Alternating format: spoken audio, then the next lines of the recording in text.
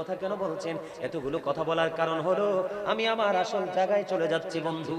বন্ধু, ধনী লোকের ছেলেরা পর্দার তোয়াক্কা করে না, ধনী লোকের মেয়েরা পর্দার তোয়াক্কা করে না। করে কি করে না? ধনী লোকের ছেলেরা বউকে ছেড়ে দিতে হবে নাকি রাখতে হবে সেই তোয়াক্কা করে না। ও বন্ধু, ধনী বাপের বেটিও এই স্বামীর ঘর করতে হবে কি হবে না সেটার তোয়াক্কা করে না। কারণ বাবার তো বস্তা ভরা টাকা আছে, টাকা দিয়ে কি করে দিতে পারবে? ফিল আপ করে দিতে পারবে। ছেলে এবং মেয়ে উভয় ক্ষেত্রে বন্ধু এইরকম। কারণ বললে হুজুর এখানে আসবেন কেন গো? আপনাদের গ্রামে গ্রামে ছেলে বউ আর বউয়ের ছেলে আর ছেলের বউর ঝগড়া আছে না নাই? ছেলে স্বামী স্ত্রীর হক আদায় করে না এবং স্ত্রীও স্বামীর হক আদায় করে না। স্বামী পর্দা করে চলে না, স্ত্রীও পর্দা করে চলে না, আছে না নাই? আল্লাহ কোরআনে বলেছেন ওয়াশিরুহুন্না বিল মারুফ, তোমরা সুন্দরভাবে জীবন যাপন করো। কাকে বলেছে? স্বামী এবং স্ত্রীকে বলেছে। জোরে জোরে কন্যা সুবহানাল্লাহ। আমার ওয়াজটা কি শুনবেন নি নাকি বিরক্তি চলে আসছে আপনাদের? বিরক্তি চলে আসছে। আমি ধীরে ধীরে বন্ধু ভিতরের দিকে যাব। আগে আমি পর্দাটা নিয়ে একটু আলোচনা করব না স্বামী স্ত্রী নিয়ে?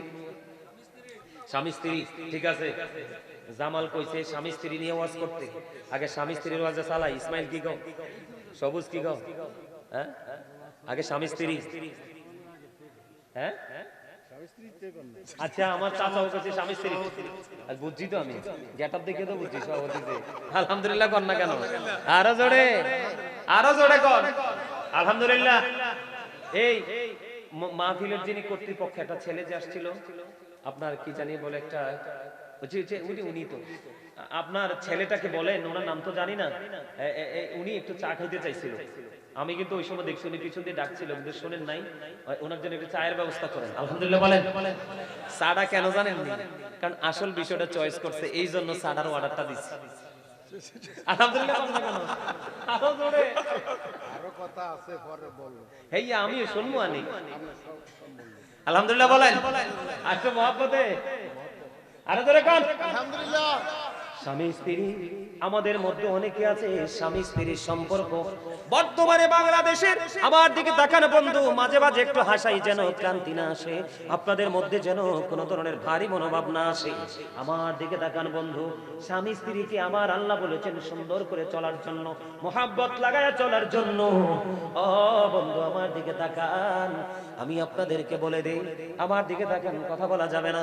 আমি কি বলতে চাই, আল্লাহ রাসূল বলেছে ওই যে স্বামীটা পান খায় কি খায়? কথা বলেন, যে স্বামীটা কি খায়?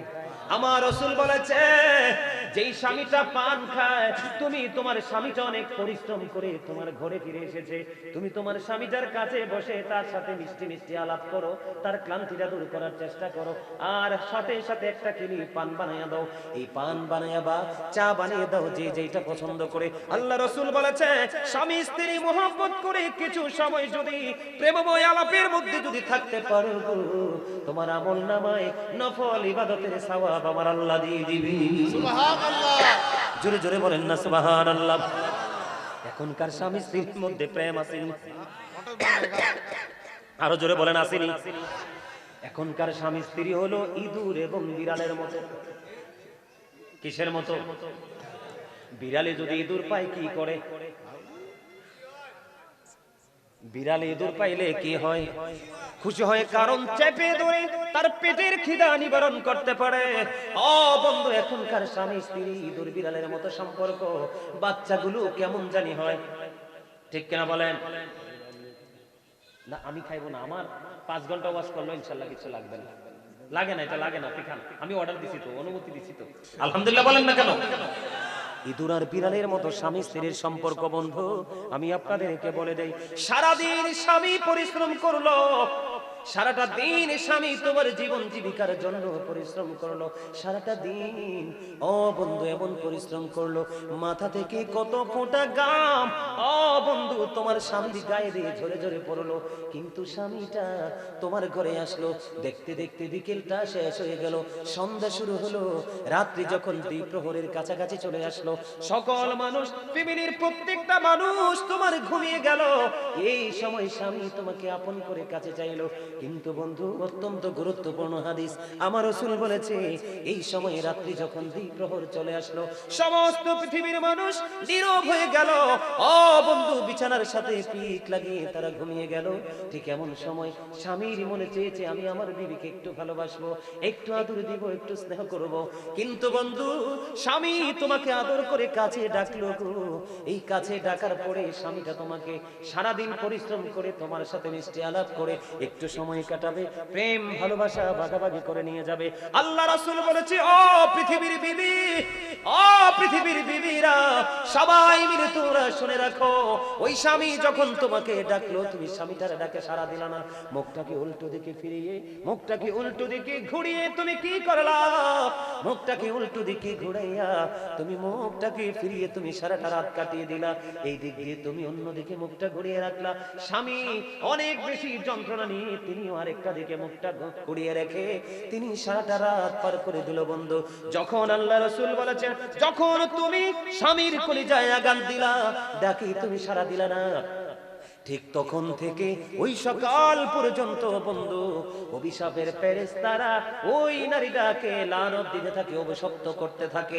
জোরে জোরে বলেন না নাউজুবিল্লাহ, আরো জোরে বলেন না নাউজুবিল্লাহ। সবচেয়ে বেশি গুরুত্বপূর্ণ, সবচেয়ে বেশি রিস্ক থাকে কোন জিনিস রান্না করতে গেলে জানেননি? তারা তো বলছে না, দেখছেন নি শিকারি ফলাফাইন। সবচেয়ে বেশি দাদারা বলেন, মরু ফলাফাইনে বলতে হবে না, কারণ ফলাফাইনে ক্লাসে এখনো যায় নাই, ছেলেরা বলতে পারবে না। আপনারা চাচা দাদারা বলেন, সবচেয়ে বেশি রিস্ক থাকে কি চাল দিতে গেলে? কথা কন না কেন? দুধ রান্না করতে, দুধ রান্না করা অত্যন্ত গুরুত্বপূর্ণ, অত্যন্ত রিস্ক। একটা বার যদি দুধ উতরাইতে পারে, নিচের দিক দিয়ে যদি চুলাটা না কমায়, পুরো দুধ বন্ধু পোহাপো চুলায় পড়ে পড়ে যাবে। বলে হুজুর আপনি জানেন কেমনে? আমি জানি, কারণ আমি মায়ের সাথে এমন কোন কাজ বাদ নাই যে আমি করি নাই। আলহামদুলিল্লাহ কন্যা কেন?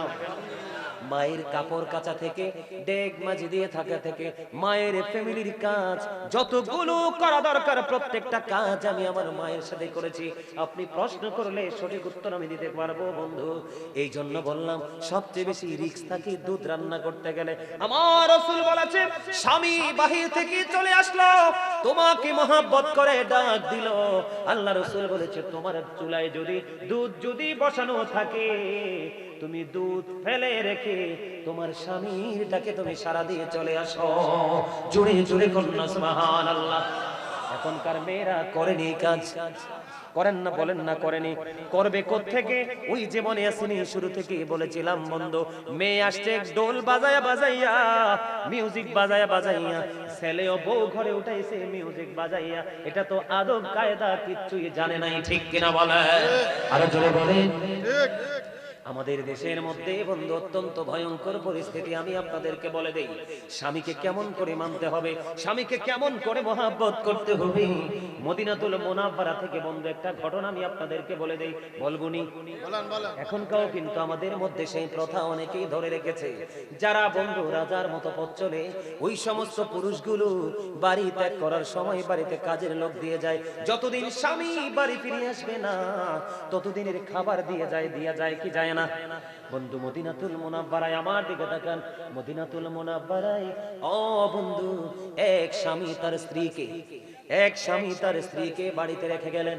রেখে যাওয়ার সময় বিবিকে বলে গেলেন, বিবি রে, তোমার আমি আসা পর্যন্ত যা কিছুর প্রয়োজন হবে সব কিছু আমি তোমাকে ঘরে তুলে দিয়ে গেলাম, আর আমার বাড়িতে একজন লোক দিয়ে গেলাম যিনি তোমার সুবিধা অসুবিধা দেখবে। বন্ধু স্বামী বিবিকে দিয়ে চলে গেল, বিবিও স্বামীর কথা মেনে পথ চলতে লাগলো।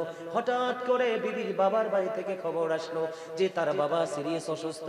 এই খবর শোনার পরে ওই মদিনাতুল মুনাওয়ারায় আমার রাসূলের জামানায় যখন এই বাবার বাড়ি থেকে খবর আসলো স্বামী ও বন্ধু সব কিছু দিয়ে চলে গেল, বাবার বাড়ি থেকে খবর আসলো বাবা অসুস্থ। এবার কি করলেন? ওই বাড়ির যে কাজের লোকটাকে পাঠালেন মদিনাওয়ালার কাছে। এবার মদিনাওয়ালার কাছে চলে গেলেন, যাওয়ার পরে বললেন, ইয়া রাসূলুল্লাহ, ইয়া হাবিবাল্লাহ, নবী গো, ও প্রাণের নবী, আমার যে মালিকিনী তেনাকে ওনার স্বামী বাড়িতে রেখে গেছে, এখন ওনার বাবার বাড়ি থেকে খবর আসলো ওনার বাবার বাড়ি থেকে বন্ধু খবর আসলো ওনার বাবা অসুস্থ, কিন্তু ওনার স্বামী বলে গেছে আমি না আসা পর্যন্ত তুমি আমার সীমানা ত্যাগ করতে পারবা না। এই কথা বলার পরে আমার নবীজি জানিয়ে দিলেন না না না, যদি তার স্বামী যদি তাকে এমন অর্ডার করে থাকে তাহলে সে তার বাবার বাড়ি যেতে পারবে না। বন্ধু এত ভদ্র এত জেন্টেল, আমরা সবাই জানি সন্তান আলেম হলেই বাবা মা জান্নাতে যাবে, না না না। ও বন্ধু শুধু ছেলেদের কারণে বাবা মা জান্নাতে যাবে এমনটি নয় রে। সত্যিকারের প্রেমময় মেয়ে যদি তুমি দুনিয়াতে আনতে পারো, আল্লাহ যদি তোমাকে দেয়, এই মেয়ে তোমাকে জান্নাত পর্যন্ত পৌঁছে দিতে পারে। জোরে জোরে বলেন না সুবহানাল্লাহ, আর জোরে বলেন না সুবহানাল্লাহ। আপনার মনোযোগ আমার কাছে অত্যন্ত চমৎকার লাগছে, এই জন্য বলছি। যদি ভালো লাগে বসে যান। এই ভাইকে বসতে জায়গা দাও দাও। আলহামদুলিল্লাহ বলেন, আরো জোরে বলেন না, আরো জোরে। আরে আলহামদুলিল্লাহ বলেন না। আমি ওয়াজ করতেছি, আমি ক্লান্ত হই না, আপনারা শুনতে শুনতে ক্লান্ত হয়ে গেলে হইব? কথা কন না কেন? কত গুরুত্বপূর্ণ ওয়াজ জানে, এগুলো আমাদের জানা নাই। এই জন্যই আমাদের সমাজের মধ্যে এত যন্ত্রণা। প্রত্যেকটা এলাকায় ঘরে ঘরে সবচেয়ে বেশি যন্ত্রণা, এটা বিপজ্জনক যন্ত্রণা হলো স্বামী স্ত্রী বাবা। কথা বলে প্রত্যেকটা ঘরে ঘরে প্রত্যেকটা এলাকায় এটা দিন দিন এটার পরিধি বাড়তেছে। শুধু ইহুদিদেরকে দেখে দেখে যদি মুসলমানের যে ধর্মীয় রীতি মানতো, ফলো করতো, আলেমদের সাথে যুক্ত থাকতো, তাহলে আমাদের জাতি এত ধ্বংস হতো? ঠিক কিনা বলেন, হতো? বন্ধুরি আমার এবার শুনেন, ওই মহিলা সিদ্ধান্ত নিলেন না না না, আমার রাসূল বললেন যাওয়া যাবে না, স্বামীও বলে গেল যাওয়া যাবে না, আমি যাব না যাব না। ওই মহিলা তার ঘরের আঙ্গিনায় কাটিয়ে দিল। দেখতে দেখতে দিন চলে যাচ্ছে, রাত চলে যাচ্ছে, সময় ফুরিয়ে যাচ্ছে, কিন্তু বন্ধু এখনো তার স্বামী বাড়ি ফিরলো না। এবার হঠাৎ করে আরেকদিন খবর আসলো তোমার বাবা আর পৃথিবীর বুকে নাই। কেমন মেয়ে! এবার কি করলেন? আবার ওই কাজের মেয়েটা আল্লাহর হাবিবের কাছে পাঠিয়ে দিলেন। ওই রাসূলের কাছে যাওয়ার পরে বললেন নবী গো, ওই যে নালিশ নিয়ে এসেছিলাম, ওই মহিলার বাবা আজকে পৃথিবী ছেড়ে চলে গেছে। ইন্না লিল্লাহি ওয়া ইন্না ইলাইহি রাজিউন। এখন ওই মেয়ে কি যেতে পারবে? রাসূল বললেন তার স্বামী কি এখন ফিরে এসেছে? না গো রাসূল না, তার স্বামী তো এখনো ফিরে আসে নাই। আমার রাসূল বললেন স্বামীর অনুমতি ছাড়া যেতে পারবে না। ও বন্ধু কি করলে? ওই মেয়েটা আবারও ধৈর্য ধরলেন, আমার স্বামীর হুকুম এবং আমার রাসূল বলছেন স্বামীর অনুমতি ছাড়া আমি অনুমতি দিব না। এই মেয়েটা গড়ে রইল। ও বন্ধু দেখতে দেখতে আপনারা তো জানেন, একটা মানুষ যখন মারা যায় যত দ্রুত তাকে দাফন করা যায় ততই তো উত্তম। কারণ যদি সে অপরাধী হয় সে তার যন্ত্রণার জায়গায় চলে গেল, আর যদি সে জান্নাতি হয় তাহলে সে নিয়ামত ভোগ করার জায়গায় সে চলে গেল। জুড়ে জুড়ে বলেন না সুবহানাল্লাহ। বন্ধুরি আমার এবার দেখতে দেখতে দিন চলে গেল, রাত চলে গেল। ওই বাবাকে কবরে দাফন করা হলো গো। কবর যখন দাফন করা হলো, আল্লাহ রাসূল খবর পেয়ে গেলেন রাত্র নিশি গভীরে। প্রাণের নবীজির কাছে খবর চলে আসলো, ওই যে মেয়েটা স্বামীর কথা মেনেছে, স্বামীর হুকুম মেনে বাড়ির আঙিনায় নিজেকে আবদ্ধ রেখেছে, আর রাসূলের কথা মান্য করেছে। শুধুমাত্র এই মেয়েটার এই পথ চলার কারণে, পর্দা করার কারণে, স্বামীর কথা মানার কারণে, আল্লাহ রাসূলের কথা মানার কারণে আল্লাহ রাব্বুল আলামিন খুশি হইয়া তার বাবার পুরো জীবনের গুনাহগুলো আমার আল্লাহ maaf করে দিয়েছে। জোরে জোরে বলুন সুবহানাল্লাহ। বন্ধুরি আমার রাসূল বলে দিয়েছেন আল মারওয়াতু ইযা সাল্লাতু খামসাহা, যে স্ত্রী লোক 5 ওয়াক্ত নামাজ পড়বে, ওয়াসামা শাহরাহা, লজ্জাস্থানে রোজা রাখবে, ওয়াসামা শাহরাহা, রমজান মাসে রোজা রাখবে, আহসানাত ফারজাহা, লজ্জাস্থানের হেফাজত করবে, আতওয়াত বালাহা ফালতাদখুল মিন আইয়াবিল জান্নাতি শাআত। আল্লাহ রাসূল বলেছেন যেই মহিলা যেই নারী 4টা কাজ করবে, ও আমার মা বোনদেরকে ডেকে ডেকে বলছি গো, যেই নারী 4টা কাজ করবে, একটা হলো 5 ওয়াক্ত নামাজ পড়বে, রমজান মাসে রোজা রাখবে, লজ্জাস্থানকে হেফাজত করবে, পর্দায় থাকবে। আল্লাহ রাসূল 4র্থ নম্বরে বলেছে যেই বিবি স্বামীর কথা মেনে চলবে, আল্লাহ রাসূল বলেছেন কাল হাসরের দিন তার জন্য 4টা জান্নাতের দরজায় খোলা থাকবে, সে যেটা দিয়ে মন চায় সেটা দিয়ে ঢুকতে পারবে। আমার আল্লাহ তার জন্য পুরো রাস্তা উন্মুক্ত করেছে। সুবহানাল্লাহ। জোরে বলেন না সুবহানাল্লাহ। তাহলে মা বোনেরা, নারীরা তার স্বামীকে মূল্যায়ন করতে হবে। একটা নারীর জীবনে শ্রেষ্ঠ নেয়ামত হলো তার স্বামী, কারণ স্বামীর সন্তুষ্টিতেই নারীর জান্নাত। আল্লাহর হাবিব বলেছেন, ও পৃথিবীর আমার মা বোনেরা, সবাই মিলে শোনো গো, তুমি যদি তোমার স্বামীর কথা মতো চলতে পারো, তবে হ্যাঁ, শুধু যে বিবি তার স্বামীর কথা মতো চলবে এমনটিও নয়, স্বামীটাও হতে হবে প্রেমময়। বাংলাদেশে অনেক স্বামী আছে অসভ্য, ঠিক কিনা বলেন? অনেক স্বামী আছে অসভ্য। আমি অসভ্যতার লাইনে পড়ে আসতেছি, আগে মা বোনদের সাইডটা আমি শেষ করে নেই বন্ধু। আল্লাহ রাসূল বলেছেন, কোন বিবি যদি ইন্তেকাল করে, ইন্তেকাল করার পরে তার স্বামী যদি বিবির জন্য কান্না করতে গিয়ে, আফসোস করতে গিয়ে একটা ফোঁটা চোখের পানি যদি ফালায়, আমার রাসূল জানিয়ে দিয়েছে ওই নারীর জান্নাত কেউ আটকাতে পারবে না, বিনা হিসাবে যাবে সেই জান্নাতে। জুড়ে জুড়ে বলেন না সুবহানাল্লাহ। বন্ধুরে আমার, আমাদের গ্রামের মধ্যে একটা শয়তানি চলে, এটাও কিন্তু কিতাব থেকে সংগ্রহ করা। সেই শয়তানিটা হলো, এটারে আমরা আঞ্চলিক ভাষায় বলি জোলা। বুঝেননি? বলে বাবার বাড়ি নিয়ে জোলা করছে। কথা বললা কেন? মানে স্বামীর পকেট কেটেছে বিবি। স্বামীর পকেট কাটলে বিবির এটা দোষ না। স্বামীকে না জানিয়ে যদি বিবি স্বামীর পকেট থেকে টাকা নিয়ে খরচ করে, এটা দোষেরও নয়, এটা চোরিও না, এটা কোনো কিছু না, বরং এটা হলো প্রেম। কথা বলেন না কেন? কিন্তু বন্ধু, সমস্যাটা হলো কোথায়? সমস্যাটা আমি আপনাদের সামনে একটুখানি তুলে ধরবো। এই সমস্যাটা কোথায় বন্ধু? সমস্যা হলো, আপনি স্বামীর পকেট থেকে টাকাগুলো নিয়ে গেলেন, কিন্তু বাবার বাড়ি লাগতে সময় যখন হলো, স্বামীর কাছে আবার এনে দিলেন বাবার বাড়ির কথা বলে। আছে না নাই? আপনাদের এলাকায় মনে হয় এরকম নাই, কিন্তু আমি আমার জীবনে এমন শয়তান মহিলা দেখছি। কথা কন না কেন? কি করে? স্বামীর পকেট থেকে নেওয়া দোষের না, কিন্তু স্বামী যখন গর্তে পড়বে, বাবার বাড়ির নাম করে এনে স্বামীকে দেওয়া, এটা হলো অন্যায়। দিয়েছো তো দিয়েছো, সপ্তাহ পর পর স্বামীকে তুমি প্রেসার দিচ্ছ, তুমি আমার বাবার বাড়ির টাকাটা দিচ্ছ না কেন? কিন্তু না না না বন্ধু, এটা সত্যিকার অর্থে স্বামীর টাকা। এটা গেল একটা দোষ। আরেকটা দোষ হলো, আমাদের দেশে, আমাদের বাংলাদেশের মধ্যে গ্রামে গ্রামে, মহল্লায় মহল্লায় এক ধরনের নারী আছে, সকালে রান্না করে ডিউটি করতে থাকবে, এই বাড়ি গিবদ ওই বাড়িতে। আছে না নাই? কথা বলেন, আছে না নাই? এই কথাগুলো কেন বলছি আমি ব্যাখ্যা দিচ্ছি বন্ধু। মদিনাতুল মুনাওয়ারায় এক বুড়িমা স্বপ্নে দেখলো, আমার দিকে তাকান, গভীর রজনীতে খৌফে দেখলো তার মেয়েটার এমন অবস্থা, মাথার মধ্য দিয়ে বন্ধু পেরেক ঢোকানো হচ্ছে, হাতের তালুতে বন্ধু আগুন পেরেক বসানো হচ্ছে, আগুনের শিকল পরিয়ে দেওয়া হচ্ছে, তার পায়ে এত যন্ত্রণা, চিৎকার করতেছে বন্ধু। এবার মেয়েটা স্বপ্ন দেখলেন, মা পাগল হয়ে গেলেন। স্বামী মেয়েটা স্বপ্ন যোগে মেয়েটার সাথে কথা বললেন, মা তোমার এই অবস্থা কেন? মা গো, এটার কারণ হলো, আমার জীবনে কোনোদিন আমি আমার স্বামীকে মূল্যায়ন করি নাই। জোরে জোরে কন্যা নাউজুবিল্লাহ। এখন তো মা জানতে পারলেন স্বপ্নের কথা বলতেছি, বুড়ি মা বেঁচে আছে, মা দেখতেছে মেয়ে স্বামী রেখে পৃথিবী ছেড়ে চলে গেল। এবার দৌড়ে চলে গেল মদিনাওয়ালার কাছে। মদিনাওয়ালা শরীফ সর্বপ্রথম গেলেন ওই মহিলার স্বামীর কাছে। স্বামীর কাছে যাওয়ার পরে বললেন, বাবা তোমার স্ত্রী, আমার মেয়ে, সে কবরে বড় ভয়ঙ্কর অবস্থায় আছে, তুমি আল্লাহর ওয়াস্তে ক্ষমা করে দাও। এবার তার স্বামী ডাক দিয়ে বলল, না না না, আমি জীবনে কোনোদিন তাকে ক্ষমা করব না। কেন রে বাবা? এটার কারণ হলো, সে কোনোদিন আমাকে মূল্যায়ন করে নাই, আমার কথা কোনোদিন সে শোনেনি।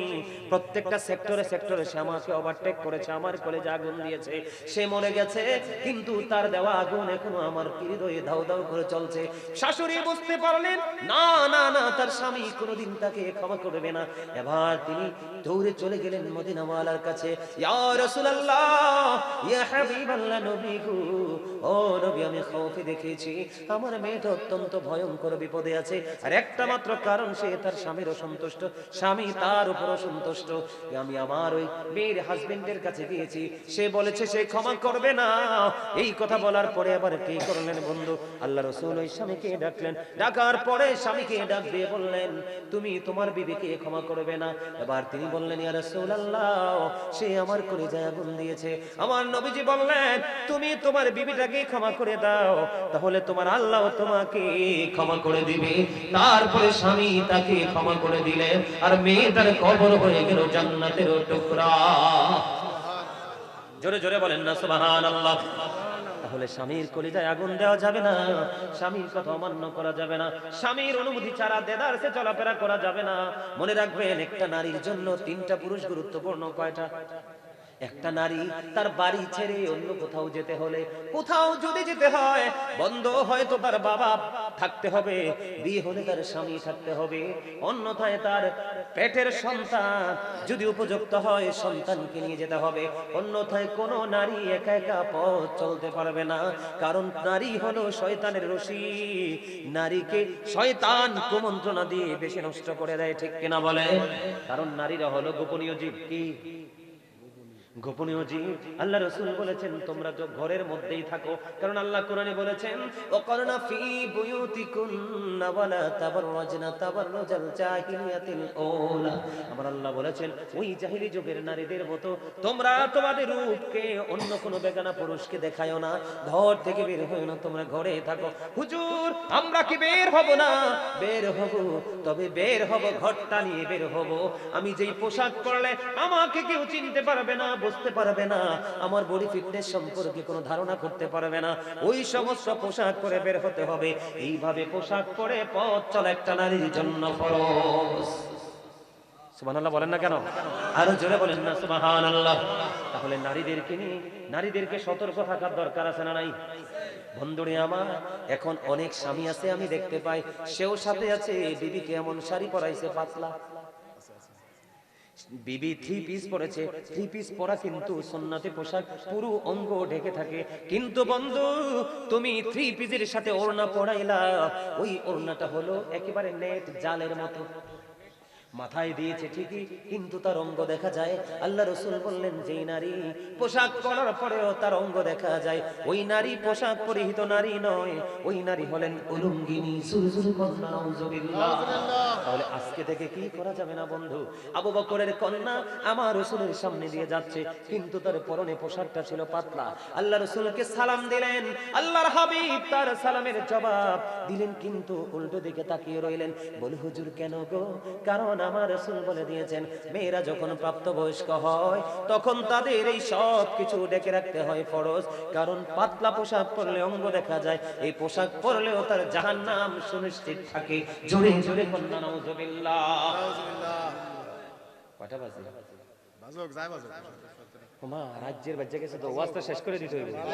হ্যাঁ চলো, ভালো লাগে আপনার কাছে? ভালো লাগেনি সবার কাছে? আরো জোরে কোন? ঠিক আরো জোরে। সবার কাছে ভালো লাগে? তাহলে একটা গজল গাই, গাইবো? আরো জোরে। সাবধানে থাকিও নারী পর্দার আড়ালে, হাদিসে হারাম লেখে অন্য দেখিলে, সাবধানে থাকিও নারী পর্দার আড়ালে, পর্দা করে চললে নারী ফাতেমারই সঙ্গে তুমি, ফাতেমারই সঙ্গে তোমার জান্নাত হবে। সাবধানে থাকিও নারী পর্দার আড়ালে। বর্তমানের নারী গণে তারা স্বামীদেরকে ঘরে রেখে, ভালো লাগে না তাদের পার্কে না গেলে। এনার্জি নাই, সব এনার্জি ঠিক কেন হলেন? আমি কি বল কথা কইছি? ভালো লাগে না তাদের পার্কে না গেলে, সাবধানে থাকিও নারী পর্দার আড়ালে। বর্তমানের নারী গণে তারা ঠোঁটে গালে আলতা মেখে, রূপের ব্যবসা করে তারা শহরে চলে। ঠিক না বাড়ে? রূপের ব্যবসা করে তারা শহরে চলে, সাবধানে থাকিও নারী পর্দার আড়ালে। আজকালের নারী গণে তারা স্বামীদেরকে ঘরে রেখে, ভালো লাগে না তাদের মার্কেটে না করলে। ঠিক না ঠিক? ভালো লাগে না তাদের মার্কেটে না করলে, সাবধানে থাকিও নারী পর্দার আড়ালে। ঠিক না বেধি? আরো জোরে বলেন। এটার জন্য কিন্তু বিবি জাহান্নামে যাবে না, এটার জন্য কিন্তু বিবি দায়ী হবে না। প্রত্যেকটা স্বামীর কাঁধে তুলবে জাহান্নাম নামক বাঁশ। কথা বল না কেন? কারণ বিবি তো আপনার, রাখবেন কিভাবে ডিসাইড করবেন আপনি, আপনি তো ছেড়ে দিয়েছেন। ঠিক কিনা বলেন? তাহলে বন্ধু, বাবা মা, স্বামী এবং সন্তান সবাইকে অ্যালার্ট থাকতে হবে, ছেড়ে দিলে চলবে না। আপনার আমার প্রাণের রাসূল তিনি কি বলে দিয়েছেন? আমার দিকে তাকান। আমাদের সমাজের মধ্যে কিছু নারী আছে পুরুষের মতো চলে, আমার কথা কয় না কেন? আছে না নাই? দাদা ভাই আসেনি? আছে না? দেখবেন ছেলেরার গেঞ্জি পরে, ও যুবক তোমরা কেন বোঝো না, আমি কিন্তু শপিং করতে যাই, আমার চেয়ে ভালো শপিং এখানে আপনারা কেউ করতে পারবে না। মহিলাদের জিনিস আমার চেয়ে ভালো কেউ করতে পারবেন না। বলে হুজুর কেন? আমার ফ্যামিলির কোনো মহিলা বাইরে এসে বাজার করে না, যদি কাপড় কিনি সেটাও আমি, 3 পিস কিনি আমি, জুতাও কিনি আমি, সব কিছু কিনে দেই আমি আমার পরিবারকে। আমার ফ্যামিলি কিন্তু জয়েন্ট ফ্যামিলি। কাপড় কিনলে অনেকগুলো কিনতে হয়, জুতা কিনলে অনেকগুলো কিনতে হয়, বন্ধ এমনি করে করে সব কিছু আমি কিনে দিই, কখনো কোনো তাদের কোনো অভিযোগ থাকে না। এটা বলার কারণ হলো আমি যখন শপিং মলে যাই, পুরুষের শুধু কয়েকটা জিনিস আমি খুঁজে পাই, একটা লুঙ্গি, একটা প্যান্ট, একটা পায়জামা, একটা ট্রাউজার, একটা টি শার্ট, আরেকটা গেঞ্জি, এই তো। পুরুষের কি শেষ না? আর কি কিছু আছে? কিন্তু বন্ধু তুমি মার্কেটে যাও গো, যাওয়ার পরে তুমি 1 পিস থেকে 2 পিস থেকে 3 পিস থেকে 4 পিস থেকে, ও বন্ধু তুমি যত তুমি মার্কেটে ঘুরবে শুধু এই নারীদের পোশাক। কিন্তু ওই হতভাগা নারীটা কতই হতভাগা, এত সুন্দর সুন্দর ড্রেস থাকার পরেও, এত সুন্দর সুন্দর পোশাক থাকার পরেও বাজারে গিয়ে একটা বন্ধু হাফাতা গেঞ্জি কিনে আনে, বাজারে গিয়ে একটা শার্ট কিনে আনে, আছে না নাই? আমি আপনাদেরকে বলে দিই, আগামী দিন থেকে বলবেন গাজী সুলাইমান বানিয়ে কোনো কথা বলছে কিনা। এই ছেলেরা পরাটাই স্বাভাবিক, কিন্তু মেয়েরাও এখন জিন্স প্যান্ট পরে কি পড়ে না? বন্ধুরি আমার, আমি আপনাদেরকে আজকে বলে দেই, কারণ নারীরা হলো সবচেয়ে সম্মানী, ফুটন্ত ফুলের মতো, মায়ের মতো, মায়ের জাত, তারা সর্বোচ্চ সম্মানী। কিন্তু বন্ধু তার উল্টো দিকে গেলে এটা শয়তানের রশিও। কথা কন না কেন? পৃথিবীর বুকে যত পুরুষকে ফান্দে ফালিয়েছে, যত পুরুষকে ধ্বংস করেছে নারীরাও। কারণ আপনাকে মনে রাখতে হবে, যেখানে একজন বেগানা পুরুষ থাকে, যেখানে আরেকজন বেগানা নারী থাকে, এখানে তৃতীয় জন থাকে বন্ধু শয়তান। ঠিক কিনা বলে? এই জন্য আমি বলে দিতে চাই, ও বন্ধু নারীদের পোশাক পুরুষের জন্য আর পুরুষের পোশাক নারীদের জন্য, এই দুইটা শ্রেণীকে আমার রাসূল অভিশপ্ত বলে গেছেন। জোরে জোরে কন্যা নাউজুবিল্লাহ। এই যে আমাদের মধ্যে অনেক ছেলেদেরকে দেখা যায় মেয়েদের বেন মাথায় দেয়, আছে না নাই? আছে। আরো জোরে আসেনি রে শাস্তু ভাই? আছে। আছে না? কথা কয় না? আসেনি? আরো জোরে কন। আবার দেখা যায় বন্ধু এখন অনেক ছেলেরা মেয়েদের ডিজাইনের পাঞ্জাবি বানায়, আছে না নাই? আরো জোরে। এখন দেখা যায় অনেক মেয়েরা ছেলেদের মতো শু পরে, কথা কয় না কেন? আসেনি? এই জন্য আমার রাসূল বলে দিয়েছেন, যেই নারীকে তোমরা দেখবা, খেয়াল করেন খেয়াল করেন হাদিস শরীফের ভাষা কত। আমার রাসূল বললেন, যেই নারীকে তোমরা দেখতে পাবা পুরুষের মতো চলে, পুরুষের মতো পোশাক বলে, আল্লাহর নবী বলেছেন এই নারীর নাম হলো মর্দা মহিলা। কি মহিলা? এই নারী হলেন মর্দা নারী। আমার রাসূল বললেন, ওই মর্দা মহিলা যখন ইন্তেকাল করবে, ওই মহিলা ইন্তেকাল করার পরে তার জন্য একটা অভিশপ্ত খাবার আমার আল্লাহ বরাদ্দ করে রাখছে। ইয়া রাসূলুল্লাহ, ইয়া হাবিবাল্লাহ, নবী গো, ওই মর্দা মহিলার জন্য কি খাবার বরাদ্দ করেছে? আমার রাসূল বলে দিয়েছেন, ওই মর্দা মহিলার জন্য বরাদ্দ রাখেছে তিনাতুল খাবার। ইয়া রাসূলুল্লাহ, ইয়া হাবিবাল্লাহ, নবী গো, এই তিনাতুল খাবারটা কি গো নবী? আমার নবীজি বললেন, এই তিনাতুল খাবারটা হলো আরেকটা জাহান্নামীর নিংড়ানো রক্ত, পুজ অথবা ঘাম। জুড়ে জুড়ে কন্যা নাউজুবিল্লাহ। মানে একটা জাহান্নামী মরে পচে দুর্গন্ধযুক্ত হয়ে যাবে, লিকুইড হয়ে যাবে, আর এই খাবারটা আরেকটা নারী মর্দা মহিলার খাবার, কিন্তু কন্টিনিউয়াসলি খেতে হবে। বাঁচারও সুযোগ নাই, মরারও সুযোগ নাই, পালিয়ে যাওয়ারও সুযোগ নাই। কি হলো এবার? বিপদ কিনা বলে। তো সেই জন্য বাবা মা আপনার বিবিকে, কন্যাকে, নাতনিকে, বোনকে সবাই নিজের পাওয়ার অনুযায়ী কন্ট্রোলিং কে রাখার চেষ্টা করতে হবে। নারীদেরকে নিয়ে বন্ধু আর ওয়াজ করব না, এবার পুরুষদেরকে নিয়ে আমি শুরু করি। করার দরকার আছে নি? আছে আছে। এখন আমার পুরুষের ওয়াজ শুনলেনি আবার জায়গায় আমরা পালাই দিয়ে টেনশন করি, ওই কথা কন না কেন? ঠিক আছে, এবার পুরুষের ওয়াজ একটু করা দরকার আছে না নাই? পুরুষরা কেমন করে বন্ধু নারীদের উপর বিচার করে? আমার দিকে তাকান। ওই যে বলেছিলাম একটা নারী তার স্বামীর ডাকে সাড়া দিল না, সারা রাত তার জন্য লানত বরাদ্দ হলো, অভিশাপ বরাদ্দ হলো আল্লাহর পক্ষ থেকে। কিন্তু বন্ধু, পুরুষেরও দায়িত্ব আছে গো। গিয়ে বউকে চট করে তুমি থাপ্পড় মারতে পারবা না। খাবারে যদি লবণ একটু কম হয় তার মা তোলে গালি দিতে পারবা না। কারণ তুমি যেমনি ভাবে বাইরে তুমি অনেক পরিশ্রম করো, মা বোনদের পরিশ্রম বন্ধু কম না, ঠিক কিনা বলেন? সারাটা দিন বন্ধু গ্রামের কথা বলছি, এই কত বড় উঠানি, উঠানটা ঝাড়ু দিতে হয়, লাকড়ি দিয়ে রান্না হয়, গাছতল থেকে পাতা কুড়িয়ে আনতে হয়, হয় কি হয় না? রান্না বান্না শেষে বন্ধু হাড়ি পাতিল মাজতে হয়, স্বামী এবং তার পরিবারের মানুষগুলোকে তাদের মুখে তুলে খাবারটা দিতে হয়, হয় কি হয় না? বন্ধুরে, তারা দিনে ৩-৪ বার আগুনের কাছে যাইতে হয়। সবচেয়ে বড় কষ্ট হলো তার যে ওদরের সন্তান, ওই সন্তানের দায়িত্ব অতিরিক্ত ভাবে পালন করতে হয়, হয় কি হয় না? আবার যখন স্বামী বাড়িতে আসলে অসুস্থ দেখা যায়, ও বন্ধু, স্বামীর সেবা করতে হয়, শ্বশুর সেবা করতে হয়, শাশুড়ির সেবা করতে হয়। এটা বাংলাদেশের একটা নিয়ম, ঠিক কিনা বলে? তাহলে মেয়েরাও কম কষ্ট করে না, ঘরের বিবিরাও কম কষ্ট করে না। সবচেয়ে বড় কষ্ট হলো, ও বন্ধু, তুমি তোমার ঘরে বিবিকে রেখে মোবাইলের মাধ্যমে, ফেসবুকের মাধ্যমে অন্য নারীর সাথে নষ্ট মনোভাব নিয়ে কথা বলো, আছে না নাই? ঘরে বউ রেখে তুমি আরেকটা বিয়ে করে ফেললা, আছে না নাই? নারীদের কষ্ট কিনা বলেন বন্ধু? আল্লাহ রাসূল বলে দিয়েছেন, তোমার যদি মনে চায়, তোমার যদি পাওয়ার থাকে, তুমি 4টা বিয়ে করো। কয়টা? আরো জোরে বলেন, কয়টা? 4টা বিয়ে করো। ও বন্ধু, সবকিছু তোমার সমান করে 4 জনকে দিতে হবে, এবং তোমার দেহের ভাগটাও তুমি সমান করে 4 জন বিবিকে দিতে হবে।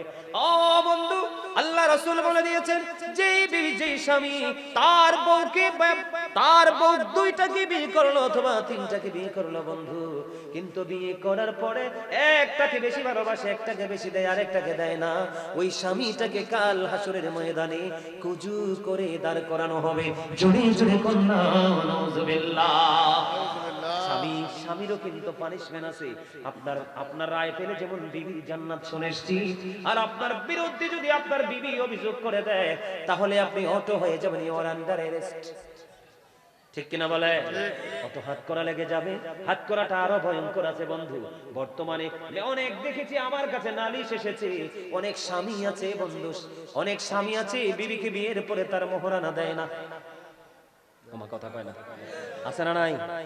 মোহরানা দেয় না, আছে না নাই? আমার কথা কন না কিনলে। কিন্তু আপনিও মোহরানা দেন নাই, বিবিও আপনাকে মাফ করে নাই। আমার নবীজি জানিয়ে দিয়েছে, স্ত্রীর হক আদায় করতে হবে। কেমন করে জানো? বিবিকে বিয়ে করেছো, তার মোহরানা তুমি তাকে বুঝিয়ে দাও। এই বর্তমানে এখনো আমাদের বাংলাদেশে অনেক মারা লাঞ্ছিত হচ্ছে, অপমানিত হচ্ছে, কারণ স্বামী যাওয়ার সময় তাকে কিছু দিয়ে যায় নাই। যদি দিয়ে যাইতো, কেউ না কেউ তার অর্থের জন্য তাকে একটু ভালোবাসতো, একটু আদর করত, তার সেবা যত্ন করত। ও বন্ধু, এখনকার বর্তমানে ম্যাক্সিমাম ঘরে পুত্রবধূ হলো 100% ভয়ঙ্কর ডাইনি। কথা বলেন না কেন? আছে না নাই? আছে না নাই? চুপে চুপে স্বামীর পকেট কেটে বাবার বাড়ি পাঠাবে, কিন্তু শাশুড়িকে দেখলে আঁচল তলে লুকাবে। কথা কন না কেন? বন্ধুরে আমার, এই জন্য আমি আপনাদেরকে বলে দিতে চাই, আল্লাহ রাসূল বলে দিয়েছেন, তুমি তোমার বিবিকে বিয়ের পরে মোহরানাটা দিয়ে দাও। তার কারণ হলো, আমার নবীজি বললেন, যেই স্বামী বিবির হক আদায় না করে ইন্তেকাল করলো, তাকে কাল হাসরের ময়দানে জিনাকারীদের অন্তর্ভুক্ত করে দেওয়া হবে। জোরে জোরে কন্যা নাউজুবিল্লাহ। কি বুঝতে পারছেন না কিছু? হ্যাঁ, বিবিকে তার প্রাপ্য বুঝিয়ে দিতে হবে। আপনি দোকানে চা খেয়েছেন, বিবির জন্য চা নিতে হবে। আপনার পরনের জন্য পাঞ্জাবি কিনেছেন, বিবির জন্য তার পছন্দ মতো কিছু কিনতে হবে। ও বন্ধু, আপনি দোকানে মিষ্টি খেয়েছেন, বিবির জন্য মিষ্টির ব্যবস্থা করতে হবে।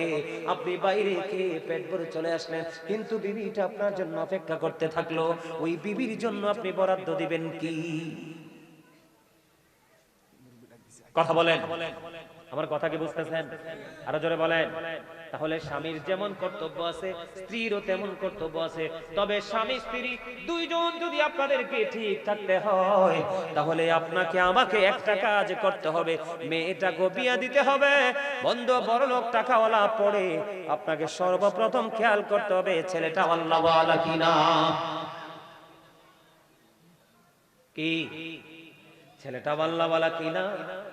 আর ছেলের ক্ষেত্রে আপনাকে খেয়াল করতে হবে মেয়েটা সুন্দরী রূপসী, এটা তো ভাববেন, কিন্তু তার আগে আপনাকে খেয়াল করতে হবে ওই মেয়েটা আল্লাহওয়ালা কিনা। মেয়েটা ধনীও না, মেয়েটা বড় লোকের বেটিও না, বংশ মর্যাদাও ভালো না, দেখতে অপূর্ব সুন্দর দেখা যায় না। আপনার আমার প্রাণের রাসূল তিনি জানিয়ে দিয়েছেন, কিন্তু গরিব কালো কিন্তু আল্লাহওয়ালা বুজুর্গ পরেশগার ওই রকম মেয়ে যদি তুমি পাও, এটা যদি কান কাটা বাদী দাসী হয়, তুমি তাকেই বউ করে গড়ে তোলো, কারণ এটার ঘর থেকে তোমার ঘর আলোকিত করে আসবে নূরানী সন্তান। সুবহানাল্লাহ বলেন না, আরো জোরে। বুঝতে পারছেন? আরো জোরে পারছেন তো?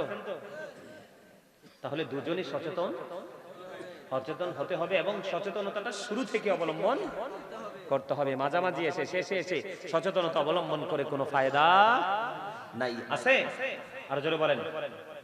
নারীর যেমন পর্দা ফরজ, পুরুষেরও পর্দা ফরজ। নারীরা পোশাক পরবে, মাথা থেকে পা পর্যন্ত ঢেকে রাখবে, হাতের তালু দেখাতে পারবে, পায়ের তালু দেখাতে পারবে, বিশেষ কোনো প্রয়োজন হলে মুখটা দেখাতে পারবে, আর না হয় পুরো শরীর ঢেকে রাখা ফরজ। আর পুরুষের পর্দা হলো যেই কোনো পোশাকে পরেন আপনি উপর দিয়ে থাকবেন নাভি বরাবর। কি বরাবর? উপর দিয়ে থাকবে নাভি বরাবর, আর নিচে দিয়ে থাকবে টাকনুর উপর, হাঁটুর নিচে টাকনুর উপরে। বুঝতে পারছেন? এইভাবে পোশাক পরা পুরুষের জন্য উপর দিয়েও নাভির নিচে, নিচে দিয়েও টাকনুর নিচে, ঠিকানা হয়ে যাবে জাহান্নাম। ঠিকানা হয়ে যাবে কি? জাহান্নাম। কথা কি বুঝতে পারছেন? তাহলে আমাদেরকে কি করতে হবে? এই আইন, এই পথ চলে আমাদেরকে চলতে হবে, ঠিক কিনা বলেন? সম্মানিত উপস্থিতি, অনেক আলোচনা হয়ে গেছে। কয়টারে বাজে? 11:30 বাজে গেছে। আর কয় পর্ব চলবে? আলহামদুলিল্লাহ বলেন। আরো জোরে হাঁটো মহব্বতে। মনু আছে কি? না কিছু না, কিছু তো নিশ্চয়ই আছে, নালে এনে গেছেন কি? ও আচ্ছা, পার্সোনাল। আচ্ছা ঠিক আছে, তাহলে আমার ইন্টারফেয়ার করার কোনো দরকার নাই, ঠিক কিনা বলেন? আরো জোরে। তাহলে স্বামী স্ত্রী দুজনে কি করতে হবে? দুজনেই ইসলামের আইন মেনে চলতে হবে, সুন্দর করে পথ। ওয়াশিরুহুন্না বিল মারুফ, আল্লাহ বলেছে, আমি না। এই স্বামী স্ত্রীর মধ্যে যদি গন্ডগোল তৈরি হয়, তাহলে সবটা সেক্টর গন্ডগোলে পরিণত হয়। বুঝেন নাই? কারণ মেয়েটাও দেখছে সারা জীবন আব্বার আর মার ঝগড়া, ছেলেটাও দেখছে সারা জীবন বাবার আর মার ঝগড়া, এটা বউ না, এটা বউ লোকে ঝগড়া করবো, আর মেয়েটা যেখানে যাবে সেখানে স্বামীর সাথে ঝগড়া করবে। আছে না নাই? এজন্য আপনাকে আমাকে কি হতে হবে? সাবধান, সচেতন হতে হবে। হবে কি হবে না? আমাদেরকে সেই আইন মেনে চলতে হবে। হবে তো? আমরা সেটা মানতে রাজি তো? আরো জোরে বলেন। এই মাহফিলটা যে হচ্ছে, আপনারা সবাই খুশি না? শোনেন, খুশি? আমরা বক্তার আছি বেকায় যায়, আমরা বক্তার আছি কি বেকায় যায়। সব সময় চেষ্টা করি সব চাহিদা মানুষের পূরণ করার জন্য আলোচনার ক্ষেত্রে। ওই যে উনি বললেন একটা পর্ব গেছে, এই মাত্র একটা পর্ব গেছে, আর 4টা পর্ব চলবে। এই কারণে আমার একটা দুঃখ মনে হয়েছে। কমো কইলে তেমনি দুঃখটা বেশি পুরনো না গত রাত্রে। এই তোমরা সবাই এটা ভালো করে রেকর্ড করো। আমি এখন যে দুঃখটা শেয়ার করবো, এটা গোটা জাতির কাছে জানাই দিবা। আগামীকালকে তোমাদের কাজ হলো এটা সবাইকে জানিয়ে দেওয়া। আমি মোবাইলটা বের করি, আপনারা শোনেন একটু। আমরাও তো মানুষ, মানুষ না? আমরাও মানুষ। এই যে আপনার গতকালকে আমার মাহফিল ছিল 2টা। কয়টা? একটা মাহফিল ছিল গতকালকে তারাপোল্লা পশ্চিম পাড়া ওয়ারিশ প্রধানিয়া বাড়ি জামে মসজিদ ও ফুরকানিয়া মাদ্রাসার উদ্যোগে মাহফিলটা ছিল। আমাকে মাহফিলটাতে দাওয়াত দিয়েছে নূর নবী হুসাইন আবিদি। আমি জীবনে আলেম দেখছি, এমন বাটপার আলেম আমি দেখিনি। আমি তোমাদের কাছে ছবিটা সহ দিব, তোমরা ছবিটা সহ কালেক্ট করে দিয়ে দিবা, জাতিকে দেখাবা যে যেই কোনো মোল্লাকে, যেই কোনো দাড়িওয়ালা টুপিওয়ালা মসজিদে মিম্বরে দাঁড়াইলেই আলেম মনে করা যাবে দেখেন তাদের সাথে আমার কথা, ফার্স্ট প্রোগ্রাম গতকালকে। এই নূর নবী হুসাইন আবেদিন, আবারও বলছি ঠিকানা হলো তারাপল্লা পশ্চিম পাড়া ওয়ারিশ প্রধানিয়া বাড়ি জামে মসজিদ ও পুরকানিয়া মাদ্রাসার উদ্যোগে গতকালকের মাহফিল। তাদের সাথে কথা হলো, আমি বাদ এশা মানে এশার নামাজ পড়ে মাইক ধরবো, ঠিক জাস্ট 9টায় আমি মাইক ছেড়ে দিব। বাদ এশা মাইক ধরবো, ঠিক জাস্ট 9টায় আমি মাইক ছেড়ে দিব। কিন্তু আমি জানতাম না রাস্তা যত খারাপ, আর মাহফিল কমিটি ম্যাক্সিমাম মাহফিল কমিটি মিথ্যা কথা বলে, সঠিক তথ্য কখনোই দেয় না। বলে হুজুর এখানে আসেন, কিন্তু যাইতে হয় 15 থেকে 20 কিলোমিটার ভিতরে। এই কারণে আমাদের একটু বেকায়দায় পড়তে হয়, কিন্তু আমাদের এই সত্যটা বললেই কিন্তু হয়ে যায়। আমি এই ছেলেটার সাথে নূর নবী হুসাইন আবেদিন, তার সাথে আমি গতকালকে দুপুরেও কথা বলেছি। সে বলছে হুজুর আসেন, গোলবাহারের পরে একটু ভাঙ্গা। সে যদি বলতো হুজুর রাস্তাটা খুব খারাপ, আপনি চলে আসেন তাড়াতাড়ি, তাও আসর নামাজ পরে একটু পরে বের হয়ে গেছে। 3 ঘন্টা লাগছে যাওয়ায়, 3 ঘন্টা আসায়, 1.5 ঘন্টা আলোচনা। খেয়াল করেন কয় ঘন্টা সময় আমি দিয়েছি তাদের জন্য। আমি ঠিক 7:48 মাইক ধরছি, রাস্তা খারাপের কারণে গাড়িটা আগাইতে পারে নাই। 7:48 মাইক ধরেছি, ঠিক 9:20 পরে আমি মাইক ছাড়ছি। এখানে আমার সামনে কিন্তু এই মিডিয়ার লোকগুলো আছে, ওরাও কিন্তু গতকালকে ছিল, ওদের ক্যামেরাতে কিন্তু রেকর্ড আছে। মানুষ কত অসভ্য হতে পারে, কত ক্যারেক্টারলেস হতে পারে, কত লোভী হতে পারে। আর তাদের মাহফিলটা আমার কাছে মনে হয় একটা ব্যবসা প্রতিষ্ঠান ছিল, এটা ব্যবসার কেন্দ্র ছিল। কেন জানেন? কথা হলো এশার পরে মাইক ধরবো, 9টায় মাইক ছাড়বো।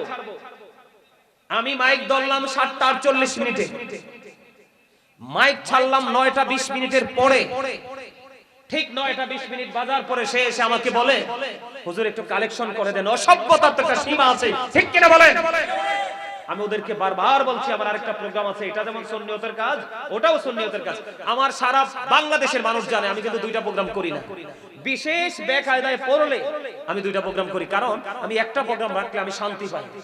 কারণ শান্তি হলো আমার মন ইচ্ছা মতো আমি বিভিন্ন বিষয়ের উপর আলোচনা করতে পারি, কারণ এটা গুরুত্বপূর্ণ জায়গা। চাইলেও কিন্তু আগামী দিনে আবার এটা সাজানো সম্ভব।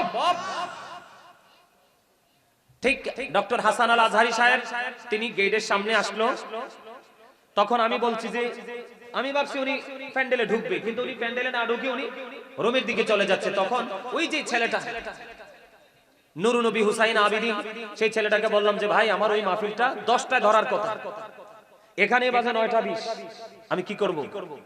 আমি বললাম যে ভাই তুমি একটু আজহারি সাহেব যেহেতু চলে আসছে, তুমি প্রোগ্রামটা একটু জিকির করো, আমি চলে যাই, কারণ আমি ওই মাহফিলেও প্রধান অতিথি। আমি মাহফিলটা শেষ করলাম, শেষ করার পরে এখনো পর্যন্ত 1 টাকা হাদিয়া আমাকে মাহফিলে দেয়।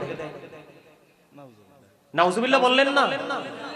যাইতে লাগছে কয় ঘন্টা, আইতে লাগছে কয় ঘন্টা, মাহফিল করছি কয় ঘন্টা, তাহলে কয় ঘন্টা দিলাম? 7.5 ঘন্টা। এই অসভ্য আজকে আপনার বিকেলে যেই কোন এক মিডিয়ার মাধ্যমে খবর পাঠাইছে যে আমি যদি এই মানে মিডিয়ার সামনে সত্যটাকে প্রকাশ করি, সে নাকি তার নাকি অনেক বড় বড় লোক আছে, সে নাকি আমার বিরুদ্ধে রিঅ্যাকশনে যাবে।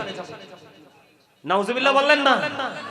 আর এবারে আমরা হইলাম ইন্টারন্যাশনাল পাখি, গোটা পৃথিবীর মানুষ আমাদের জবান থেকে কথা শোনার জন্য ওদের আগ্রহে বসে থাকে। আপনারা কি অসংখ্য মানুষ বসে আছেন না? এত লম্বা সময় আলোচনা করেছি, আপনাদের মধ্যে কোনো ক্লান্তি তো আমি দেখতে পাচ্ছি না। আমি যাবো কি করে আপনাদেরকে ছেড়ে? আলহামদুলিল্লাহ বলেন। অত্যন্ত দুঃখ ভরা হৃদয় নিয়ে কথাগুলো বলছি। সে বলতেছে অনলাইনে বললে নাকি কি করবে, তার অনেক বড় বড় লোক আছে, রিঅ্যাকশনে যাবে। আমি বলছি তোমার দূর কতটুকু, তোমার কত বড় লোক আছে, আমার সাথে বসো। দোষ কি আমার নাকি তোমাদের? আমার বিরুদ্ধে রিঅ্যাকশনে যাবে। এখনো পর্যন্ত 1 টাকা হাদিয়া দেয় নাই। আমি গাড়ি ভাড়া করতে কি দিব? লোকগুলো আছে তাদের পিছনে তো 10 টাকা খরচ, এগুলো করতে কি দিব? কথা বলেন। মাহফিলে আগে হাদিয়াটা পাঠাইতে চাইলে কয় হুজুর কি জানি বলে, রাস্তায় ধরে ডাকাইতে, আর ওয়াজের শেষে বসাই রাখিস, কমিটির লোক 10 জন মিলে হিসাব করবে, আর বড় হুজুরকে হাদিয়া দিবে। চুল দিয়ে দাড়িটি ওয়াজ করতে করতে ফাঁকছে। কথা কি বুঝতে পারছেন? আমি গোটা বাংলাদেশের গোটা বাংলাদেশের যত আলোচক আছেন, যারা সত্যিকারের আলোচক, তাদেরকে আজকের এই প্রোগ্রাম থেকে আমি একটা বার্তা দিতে চাই, যেই মাহফিলে কালেকশনের কথা বলবে ওই মাহফিল আপনারা রাখবেন না। কারণ এখন বর্তমানে পরিচিত সুপরিচিত যাদের জনপ্রিয়তা এলাকাতে বেশি, ওই সমস্ত বক্তাদেরকে দিয়ে এই নূর নবী হুসাইন আবিদিনের মতো বেয়াদবরা ব্যবসা করে, ঠিক কি না বলেন? এখনো পর্যন্ত তার মধ্যে কোনো অনুশোচনা নাই, অনুতপ্ত নাই। সে আমার আজকে কি বলে জানেন? আমি ফোন দিছিলাম আজকে দুপুরে, সে বলে আপনার সাথে 1.5 ঘন্টা ওয়াজ করার কথা ছিল, আপনার তো 3 মিনিট কম। আরে অসভ্যর তো একটা ক্লাস আছে, ছোট লোকের তো একটা ক্লাস আছে, বাটপারের তো একটা স্তর আছে। এটা আমি আবারও বলি, এটা মনে হয় চাঁদপুর পড়ছে, কচুয়াচাঁদপুর হাজীগঞ্জ নে পড়ছে। এটা আমি জানি না এটা কোন জেলা পড়ছে, আমার কাছে মনে হচ্ছে চাঁদপুর। আমি আমার সভাপতি সাহেব যেহেতু জানতে চাইছে, আমি একটু বলি, ওইটা হচ্ছে কচুয়া পড়ছে, কচুয়া। আচ্ছা কচুয়া পড়ছে, বুঝছেন? কচুয়া, তারাপোল্লা, পশ্চিমপাড়া, ওয়ারিশ প্রধানিয়া বাড়ি মাহফিলে গেছি আমি আজকে এই বক্তব্যটা এখানে দেওয়ার মানে হলো, এই শোনেন, এই বক্তব্যটা এখানে দেওয়ার মানে হলো গোটা বাংলাদেশের আহলে সুন্নাত ওয়াল জামাতের অন্তর্ভুক্ত আলেমরা যেন এই বাটপারকে চিনে রাখে, ঠিক কি না বলেন? আরো জোরে বলেন। আমি চাই না আমার মতো কোন আলেম গিয়ে, শোনেন আরেকটা দুঃখ আছে, তারা যে স্টেজটা করছে রাস্তা থেকে অনেক নিচে, তোমরা দেখো নাই? কালকে দেখো নাই তোমরা? রাস্তা থেকে অনেক নিচে। তো আমি তো রাস্তা ভাঙ্গা 10 মিনিট দেরি হয়ে গেছে ঢুকতে ঢুকতে, তা আমি রাস্তা থেকে নামার সময় আমি কিন্তু পড়ে যাইতেছিলাম। আমার এই বাম পায়ের এই যে গোড়ালির নিচে কিন্তু আমি অনেক ব্যথা পাইছি কালকে, খেয়াল করো নাই? আমি হাঁটতে পারি নাই। এই একটা মানুষ আমার সাথে, একটা মানুষ আমাকে ধরে নাই, সাহায্য করে নাই। অথচ উল্টোটা দেখেন, উল্টোটা দেখেন। আপনারা কি আমার কথা বুঝতে পারছেন? সবাই বুঝতে পারছেন?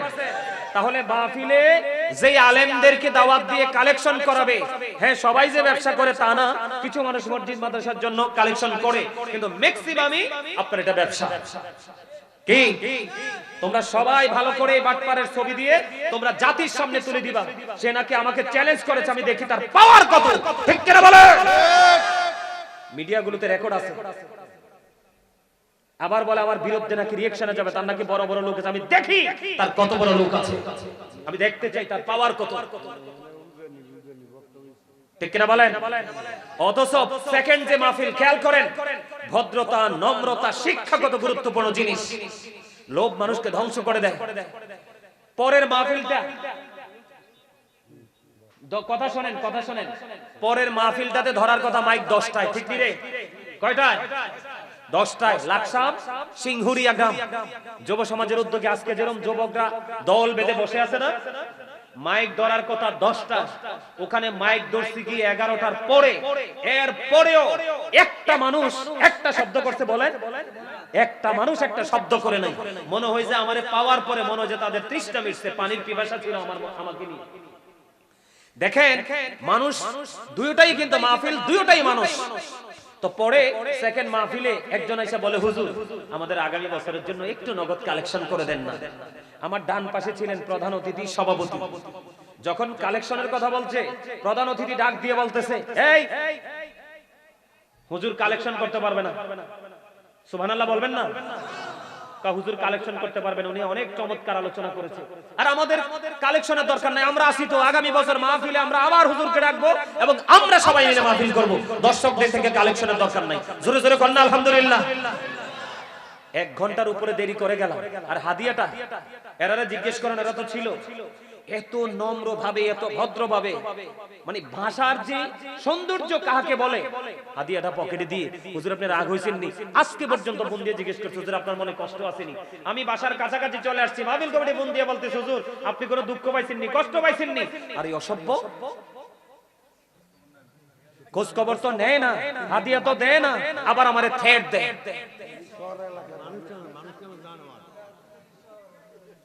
ওই আরেকজনে কইতেছে উজানি শহরে, নাউজুবিল্লাহ বলেন, আরো জোরে বলেন।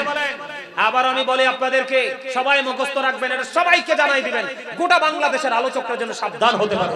এখানে আমার কি কোনো দোষ আছে? কথা বলেন। বেয়াদব আজকে আমাকে ফোন দিয়ে বলে 3 মিনিট নাকি বাকি ছিল 1.5 ঘন্টা থেকে।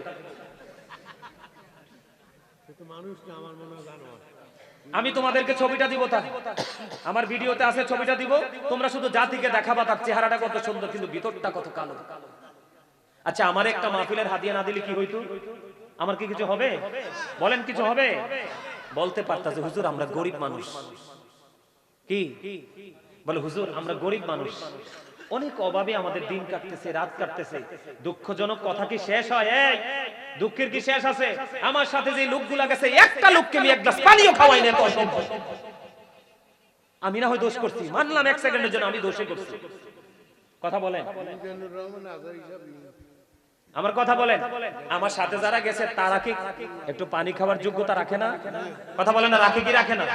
তোমরা আমাকে বলতে পারতা যে হুজুর আমরা তো গরিব, আমাদেরও তো টাকা পয়সা নাই, আমরা আপনারা মহাব্বত করি, মহাব্বত করে দাওয়াত দিছি, এই জন্য আমরা হুজুর সরি আমরা হাদিয়া দিতে পারবো না। একটা হাসি দিয়ে আমারে বিদায় দিতা। একটা লোক আমার পিছনে পর্যন্ত আসে নাই, জানেন? আবার বলে কি আমি নাকি কয়, আজকে আবার বলতেছে ফোন দেওয়ার পরে, আপনি তো দাঁড়ান নাই। আমি কি এই বেটা, আমি কি রাখাল? তোর মেষ চড়িয়েছি যে আমি তোর জন্য হাদিয়ার জন্য তোর পিছন পিছন তোর বাড়ি যাব? আমাকে কি রাখাল মনে হয় যে সারাদিন আমি তোমার গবাদি পশু চড়িয়েছি, বিকেল বেলা তুমি আমার পারিশ্রমিক দিবা, আমি তোমার পাশে পাশে দৌড়াবো? নাউজুবিল্লাহ বলবেন না আরেকবার? আপনাদেরকে বলে দেই, আলেমদেরকে যথাযথ সম্মান দিতে পারলে তাদেরকে দাওয়াত দিবেন। আর দাওয়াত দিয়ে আনছেন তো কিচ্ছু দিতে পারবেন না। সত্যিকারের আলেম যারা একটা মানে একটা ওয়ার্ড অভিযোগ করবে না, রাগও করবে না, আপনার এখান থেকে হাসি মুখে বিদায় নিবে, যদি আপনি হাসি খুশি ভাবে বিদায় দিতে পারেন। ঠিক কিনা বলেন? আজকের এই মাহফিল থেকে গোটা বাংলাদেশের মাহফিল কমিটিকে আমি বলি, এরকম অনেক ঘটনা হয়, এরকম অনেক ঘটনা হয়, প্রতি বছর 2-4টা ঘটে। ঘটে না? ঘটে, কিন্তু মুখ খুলি না। কিন্তু গতকালকের আচরণে খুব কষ্ট পাইছি, খুব কষ্ট পাইছি, যেই কষ্টের শেষ নাই। আবার আমাকে লোক মারফতে আমাকে থ্রেট দেয়। নাউজুবিল্লাহ বলেন। আরো জোরে। কুকুর কিন্তু গেউ গেউ তার বাড়ির আঙ্গিনাই করে। ঠিক কিনা বলেন? আরো জোরে। আরেকটু মনে হয় যে হে বাংলাদেশটা হের আর আমি দেশে ভাড়া থাকি। কি মনে হয় যে আমি এই দেশের ভাড়াটিয়া, কয়দিনের জন্য আমি কিনেছি, লিজ দিছি, যে কয়দিন পরে আমি চলে যাব, তুমি থাকবা। সম্মানিত উপস্থিতি, যাক অনেক কথা বলে ফেলছি, কষ্ট, অনেক কষ্ট মনে। এজন্য মনে মনে ভাবছি, যেহেতু উনি একটু আমাকে যে পয়েন্টে মনে করাই দিল, আমি দেখছি যেই মাহফিলগুলোতে আপনার কালেকশন হয়, মানে কালেকশনের লোক, টাকা মানে ইনকাম করা লোক থাকে যেই মাহফিলটাতে, ওই মাহফিলটাতে গন্ডগোল হয়। আর যেটা নিঃস্বার্থভাবে করে আল্লাহ রাসূলের সন্তুষ্টির জন্য, তাদের কোনো অভিযোগ থাকে না। যাইয়া যদি হাজিরা দিয়েও চলে আসি, তাদের কোনো অভিযোগ থাকে না। সম্মানিত উপস্থিতি, সবাইকে বলছি, আপনারা সবাই সবসময় সচেতন থাকবেন, আলেমদেরকে সম্মান করবেন, ভালোবাসবেন, নিজে একদিন সম্মানিত হতে পারবেন, আল্লাহর দিদার পাবেন। আল্লাহ আমাদের সবাইকে কবুল করে নিন, সকলে বলুন আমিন। আরো জোরে বলেন আমিন, আর একটু মহব্বতে বলুন আমিন। সম্মানিত উপস্থিতি, আমাদের সকল নোংরা কাজ, সকল অন্যায় অপরাধ থেকে যদি আমরা নিজেদেরকে বাঁচাতে চাই, তাহলে আমরা 5 ওয়াক্ত নামাজ পড়লেই হবে। কি করলে হবে? 5 ওয়াক্ত নামাজ। আমরা তো অন্যায় অপরাধ সবকিছুই করি।